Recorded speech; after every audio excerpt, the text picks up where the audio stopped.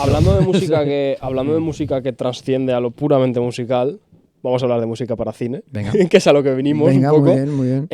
Porque al final es tu actividad principal creativa y quiero que hablemos un poco de cómo es ese proceso creativo también, porque hablabas de que tu primer proyecto para cine fue, vale, Yo Sé Jazz, me han contactado porque Yo Sé Jazz, pero yo nunca he hecho música para soportar o para apoyar unas visuales, que no, dijiste que era un cortometraje. Sí, cortometraje. Entonces, ¿cómo es ese proceso creativo en el que tú dices, vale, voy a ponerle música, o sea, voy a romper este silencio? Porque muchas veces, a veces, bueno, yo he visto como versiones o remakes que se hacen de películas sin música. Ya. Y cambia por completo. Claro, no, hay directores que no usan música adrede.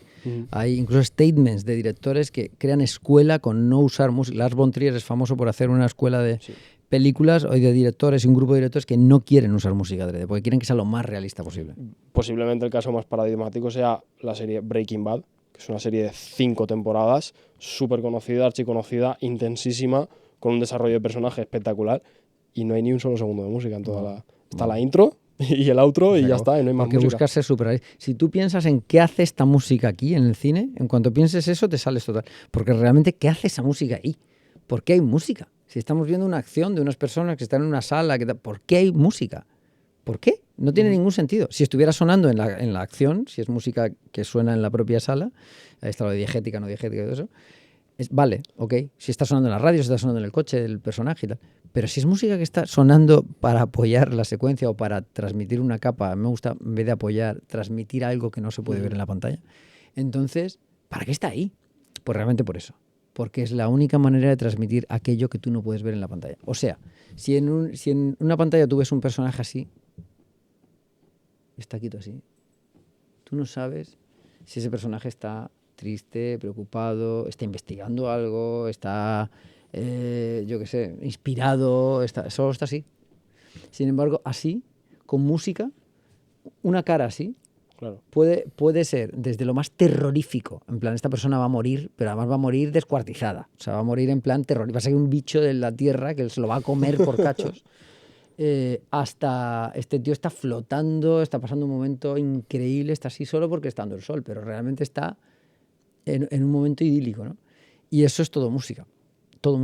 Estás solo en la música. ¿Por qué? Porque va directamente a tu emoción. Es como lo de los olores que decíamos antes. Hubo un intento de hacer televisión con olores y tal. No sé si fue Philips o quién. Porque va directo a tu núcleo de sensaciones, a tus sentimientos. Entonces, mucho más rápido que lo visual.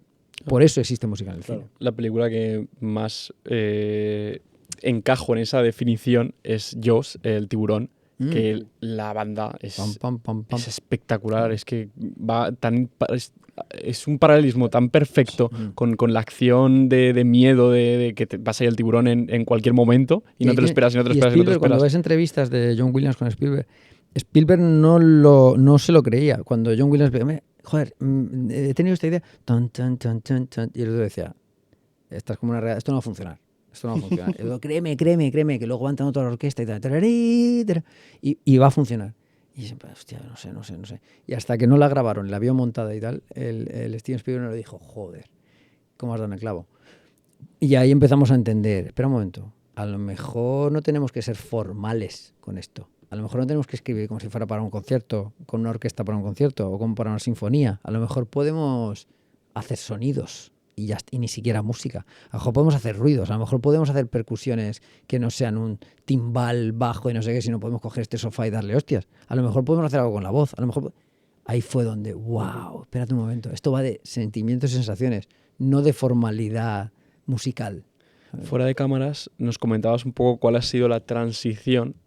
Siempre hemos sido espectadores y grandes admiradores de películas que llevaban orquestas espectaculares, una banda preciosa, pues ya sea Star Wars, ya sea Indiana Jones. John Williams. Vas 3 de 3 John Williams. Ya, exacto, siempre voy al mismo. 3 de 3. Pero bueno, entonces, ¿cuál ha sido esa transición de una banda a una orquesta a todo el equipo de sintetizadores que tienes aquí? Yo creo que la transición es...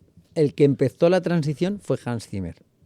O habrá quien me pueda corregir históricamente, Vangelis, pero yo creo que Hans Zimmer fue el puente ¿vale? Hubo gente que hizo experimentos con sintetizadores antes, Vangelis es de los primeros, Blade Runner, todo ese rollo, pero la transición entre orquesta, o el unir el matrimonio entre orquesta y sintetizadores, electrónica, experimentos acústicos, fue Hans Zimmer. Hans Zimmer venía de Alemania de tener una banda, si no me equivoco, era el de Radio.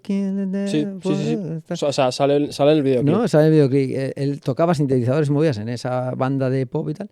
Y a un punto dice, es un genio absoluto, decirme voy a ir a Hollywood a hacer bandas sonoras, grabo la orquesta, la sampleo, hago un sampling de la orquesta, es decir, meto la orquesta en mi ordenador y la puedo disparar con mi teclado y hago mock-ups. Mock-ups hago demos para los directores donde ellos vienen a ver la película, a ver cómo va a sonar la música, y en vez de hacer como John Williams, que has nombrado antes, que era, ven Steven Spielberg, siéntate aquí conmigo, yo te voy a tocar tan, tan, tan, tan, tan, tan. Vale, esto lo va a tocar el trombón, esto después lo va a doblar el contrabajo, esto ya después vas a oír las violas y los chelos que entran por detrás, y luego vas a... En vez de contárselo, y el hombre en plan, vale, John, me lo creo, vamos a grabar, en vez de eso... Hans Zimmer metió la orquesta en el ordenador y cuando les llamaba era, ven que te voy a enseñar cómo va a sonar cuando lo grabemos. En versión un poco rara, porque esto está grabado, pregrabado y no está grabado en directo, porque todavía no hemos ido a grabar al Scoring Stage, al hall donde se graba, pero te lo voy a enseñar cómo va a sonar ya cercano a la realidad. O sea, vas a oír trombones de verdad, vas a oír los contrabajos de verdad. Y entonces ahí yo creo que, poniéndome yo en la mente de Hans Zimmer, yo creo que él se vio en... Coño, ¿por qué no me traía un sintetizador de los que yo usaba en mi banda de pop alemana? Porque realmente es lo mismo. Si yo veo la orquesta como un instrumento más, con un instrumento muy grande. Muchas variaciones. Complejo, claro. Muchas variaciones, muy complejo y con muchos timbres y con mucha riqueza, pero un instrumento más dentro de la paleta, los sintetizadores pueden ser otro instrumento más. Y además hay muchos tipos. Claro. También, son muy complejos también. No es lo mismo un sintetizador sustractivo que FM, que granular, que tabla de ondas, hay miles, ¿no? Y sí, las percusiones gigantescas, los taikos japoneses son un instrumento más.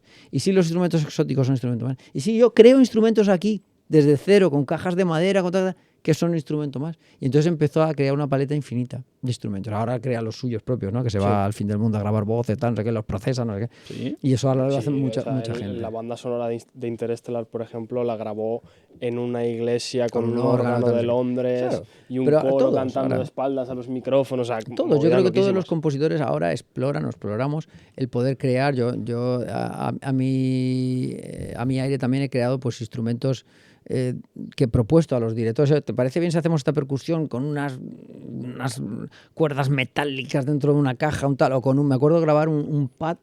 Un pad es un sonido como constante, un drone,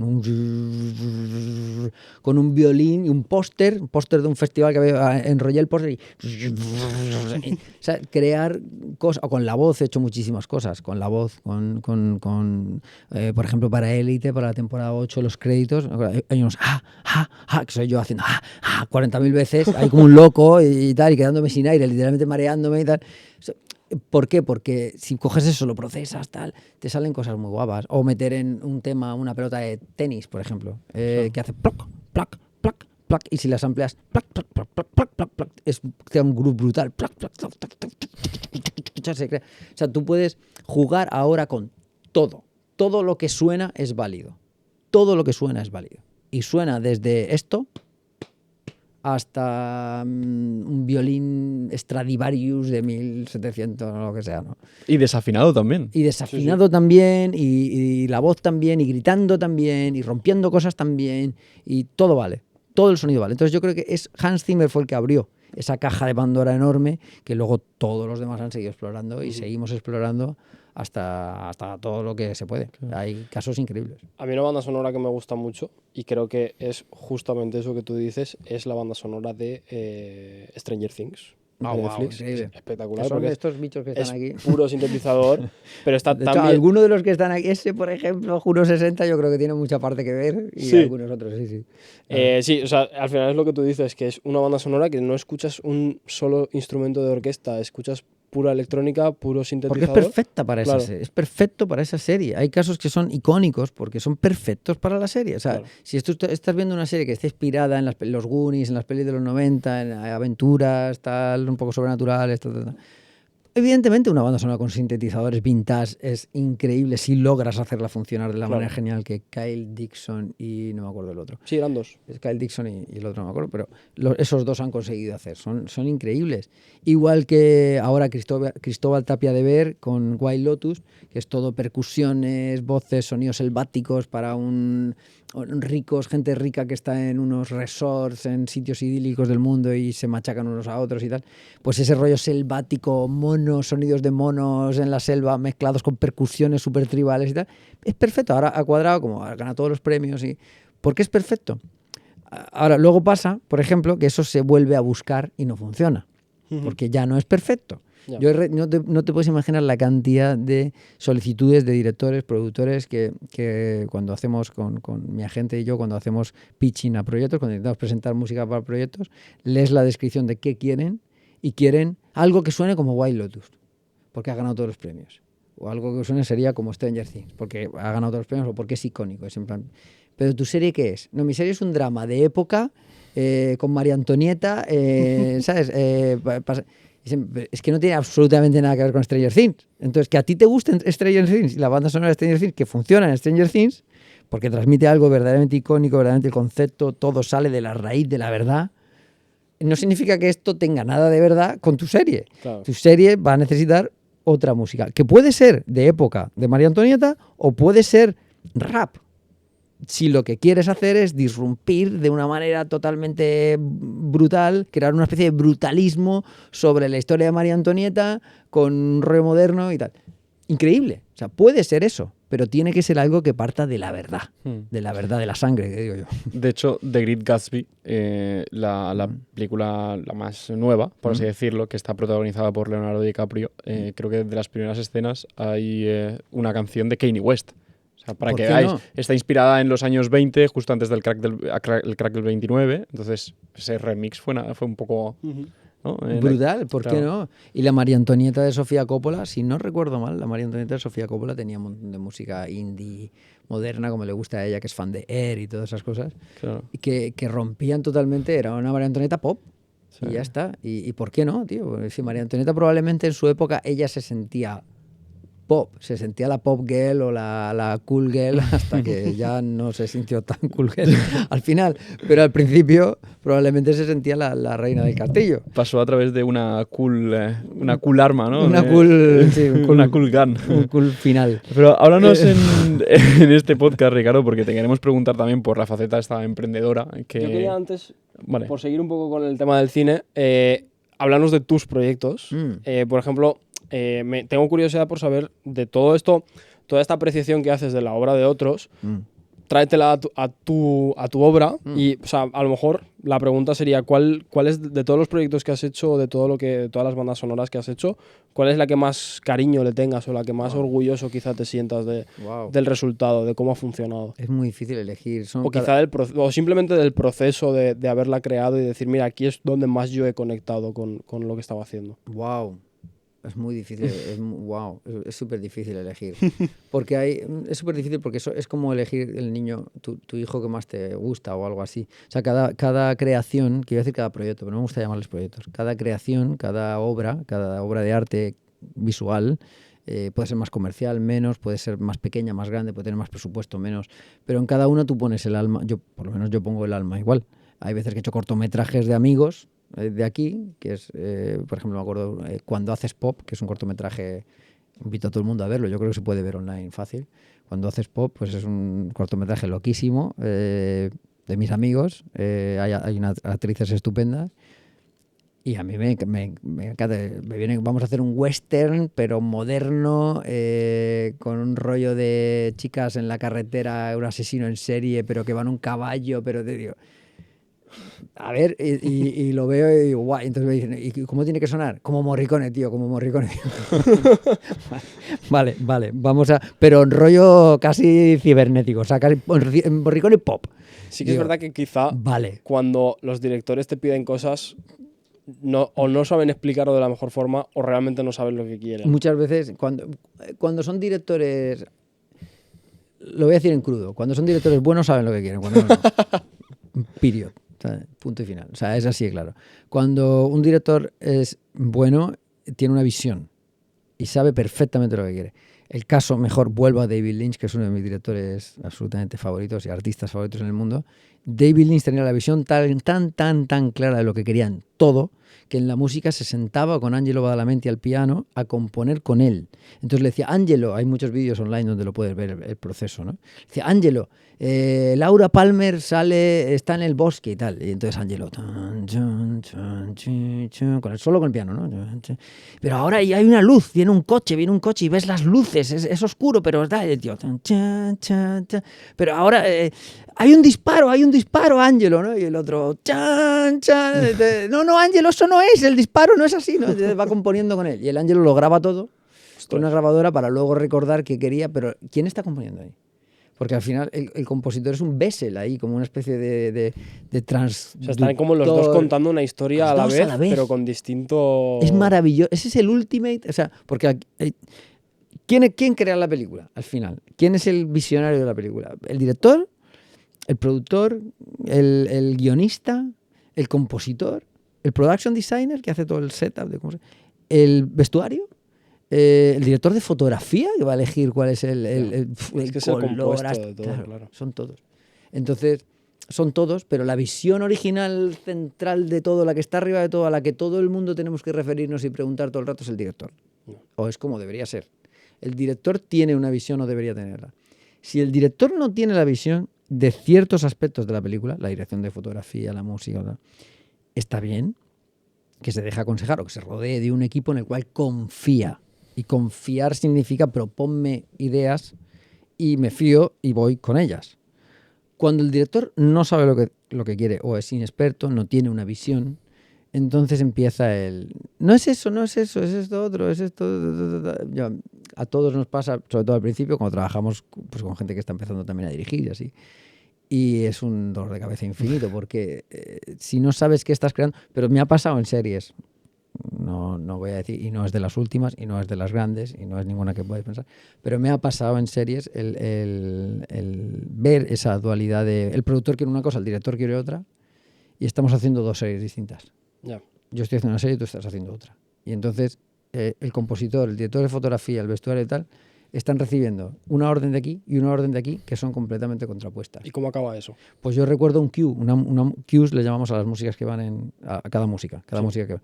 Yo recuerdo un cue que yo empecé con un piano introspectivo, no voy a decir la serie, pero una serie expuesta a muchas personas, donde a nivel bastante grande, que yo empecé con un piano introspectivo, y eso pasa mucho, es algo común, no es que sea...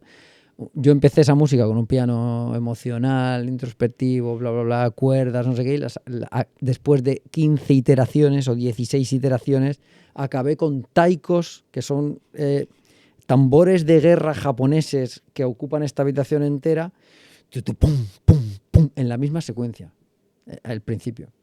De un piano emocional a unos taikos de guerra. Ya. Ese era el cambio. Estaba claro. Ese era el cambio de yo quiero esto y el otro yo quiero esto otro. Yeah. Y funcionan ambos. Lo que pasa es que evidentemente transmiten cosas muy bien. Lo que tú estás diciendo, tu visión y tu comunicación es totalmente distinta. Sí, en la misma escena en conjugar ambos es complicado, ¿no? Yo también te quería preguntar, antes de la intervención de Óscar, dado que este podcast pues también se centra mucho en la visión emprendedora, la visión empresarial, ¿cuál es el modelo de negocio de todo esto, ¿no? Porque es realmente interesante, pero antes a mí particularmente también me gustaría que especificaras un poco a la audiencia, no los proyectos o no las obras que más te han gustado, pero sí las que más renombre a nivel espectadores pues han seguido, ¿no? Antes citabas Élite, por ejemplo. Claro, me quedaba en Cuando haces pop, que es un ejemplo de cortometraje que haces, pues por amor al arte, porque todo el mundo lo está haciendo por amor al arte, todo el mundo lo está haciendo por hacer algo guay, por hacer algo cool, por hacer algo que les mola, ¿no? Y luego hay series de gran presupuesto, como Élite, que es una de las series pues, probablemente con más presupuesto en España, o que habrán tenido más presupuesto, y yo creo que es la número 2 en audiencia en la historia de España, después de La Casa de Papel, probablemente, o no sé si se pelean ahí. Y es una serie en la cual pues los stakes están altos. Es decir, tienes que portarte bien. Y tienes que, si estás en una tradición, yo entré en Élite en las 6, 7 y 8 hice. Entonces, las 6 la hicimos Lucio Godoy y yo, otro compositor argentino con el que he trabajado mucho en mi vida y ha sido también una figura de la que he aprendido un montón. Es más mayor y sigue activo, sigue haciendo música estupenda. Y las 7 y 8 las compuse yo solo. y entras en una tradición donde ya viene una música hecha que puedes, evidentemente los directores quieren algo nuevo, quieren algo distinto, pero tú aportas desde una base que ya existe y así, ¿no? Y es una serie que te encanta y te fascina, pero es otro proceso distinto, hacer algo creativo. ¿Cuál es el modelo de negocio? Obviamente es un encargo. O sea, aquí nosotros somos músicos como si estuviéramos en la corte de Brandenburgo y el conde nos ha pedido, oye, viene el general que ha ganado la batalla y vamos a celebrar la batalla de Brandenburgo, estoy metiendo en un libro histórico, no tengo idea, Brandenburgo contra Flum y hemos ganado y tal, y vamos a celebrarlo, ¿no? Y entonces el tío tiene un encargo, que es que tiene que hacer música victoriosa para el conde que se siente ahí, el otro tal, y todos se sientan súper victoriosos y tal. Si se presentan ahí y empieza a sonar, probablemente le van a cortar la cabeza. Muerte. Si se presenta ahí y es pues maravilloso, es el mejor compositor de la historia, flores, oye, te regalo un castillo de aquí a la corte y tal. Entonces, eso es un poco somos nosotros ahora, cuando trabajas así, que es un encargo, es puro y duro, dicen los americanos, fulfill the vision of the director, ¿no? Satisfacer la visión.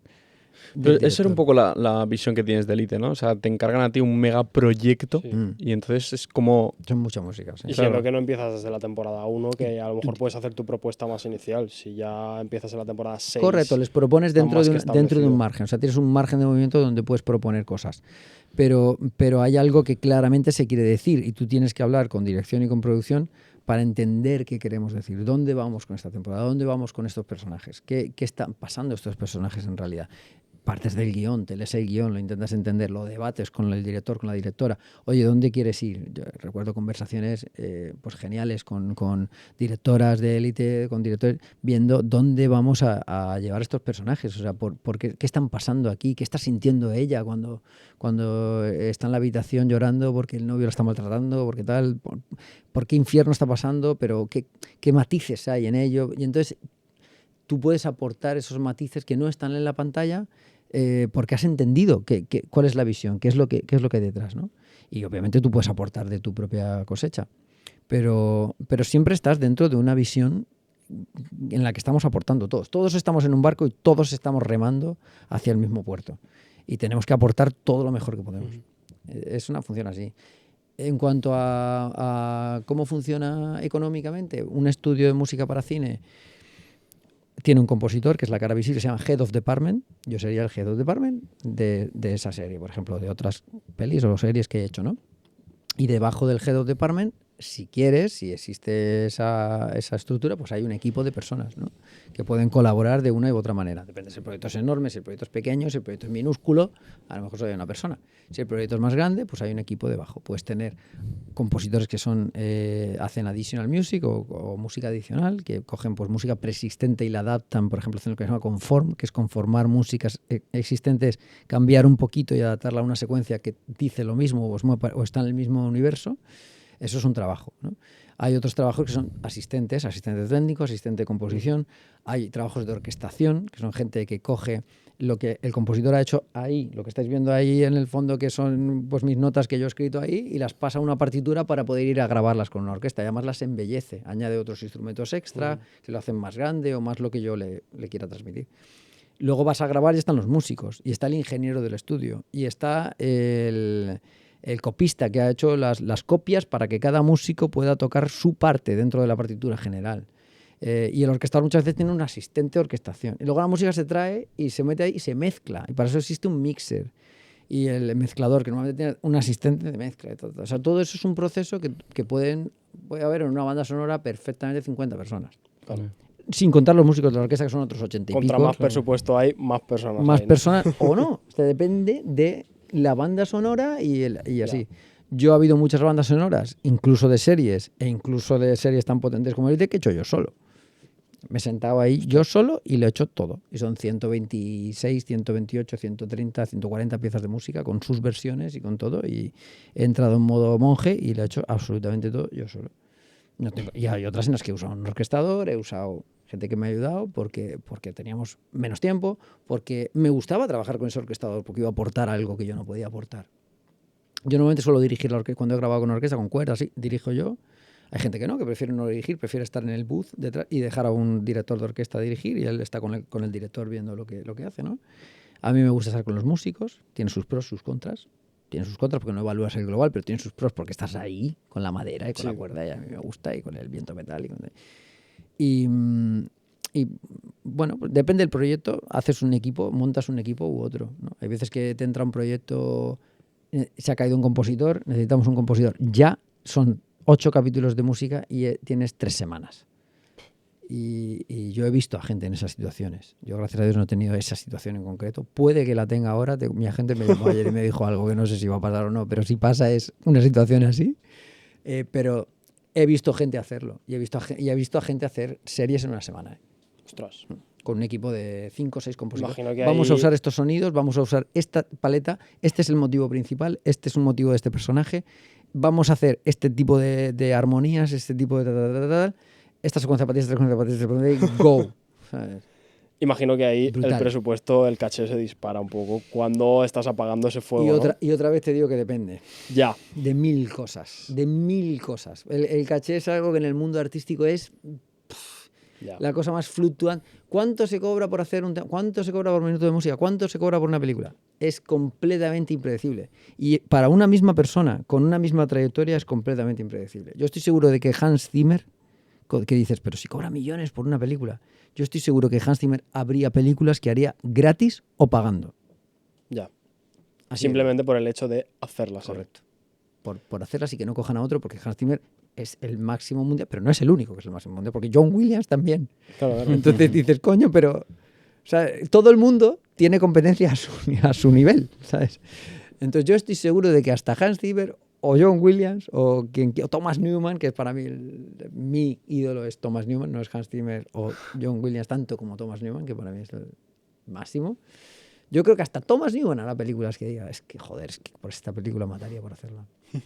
Y a lo mejor, pues mira, es que no hay presu, Thomas. Es que nos hemos quedado a cero, o hemos hecho una grabación que no calculamos, o los VFX, es que sin los VFX no funcionaba y nos han pasado la factura final y tío, se nos ha ido total. No podemos permitirnos que hagas la música, Thomas Newman. Ya. Pero Thomas Newman muchas veces funciona así. Pero también, Thomas Newman ve y dice, yo esto lo hago porque ahora no necesito el dinero, estoy bien, y lo hago aunque sea pagando. O sea, y hay veces que, por contrario, tengo que ser sincero también, tengo que ser claro. Hay veces que te presentan un proyecto que dices, mira, o me pagas lo que no está escrito, o yo esto no lo hago, y muy probablemente hay muchos proyectos que digas, yo esto no lo hago. Directamente. Ni aunque me pagues, ¿sabes? Porque no te gusta, porque no va contigo, porque moralmente no te gusta. Claro. Hay cosas que literalmente... Date cuenta que estamos expresando y contando historias. Y expresando historias y contando a la gente cosas. Y hay veces que hay cosas que a ti no te gustan, que literalmente van en contra de tus creencias y de tu filosofía y de tu todo. Y te pueden venir con un proyecto así y decirte, te pago 40 millones de euros si haces 45 minutos de música en esto que está haciendo esto contra este grupo de personas o contra esta religión o contra este tal, que tú digas, ni aunque me pagues, vamos, ni aunque me regales las Bahamas enteras, que no. ¿Sabes? Entonces puede pasar de todo. Por eso te digo que es un rango que es de, no cero, de menos pago todo lo que tengo pagar tú por hasta me pagan todo el oro del universo. Ese es el margen para un compositor. Imagínate si cambias de varios compositores uno a otro, uno que está empezando, otro que está consagrado, otro que tal. Sí. Es imposible predecirlo. En ese modelo con tantas fluctuaciones que comentabas, antes fuera de cámaras nos decías un poco que dependiendo de la zona geográfica en la que estés, en Estados Unidos no era tan habitual, pero sí en Europa, que los autores, los artistas se reservasen un porcentaje que normalmente ascendía hasta el 50%, ¿no? De derechos de autor. De derechos que corresponden a la sincronía de la música con la obra audiovisual. Cómo funciona a nivel económico, a nivel de derechos, cuando la música suena, siempre genera unos derechos. Siempre es ese mero hecho el que la música suene, donde sea. Vas a una discoteca y suena, vas a una tienda y suena. Enciendes la tele y suena en un anuncio, pones una película y suena en la película. El que la música suene genera una transacción económica de alguna manera. Si ahora tú sales y en la escuela que nos rodea hay música sonando de Bob Dylan y que te gusta mucho, tú dirás, guau, qué guay, música de Bob Dylan que me gusta mucho. Joder, esto me ha recordado a Bob Dylan, ya que me gusta la guitarra, me voy a apuntar a clases de guitarra. ¿Sabes?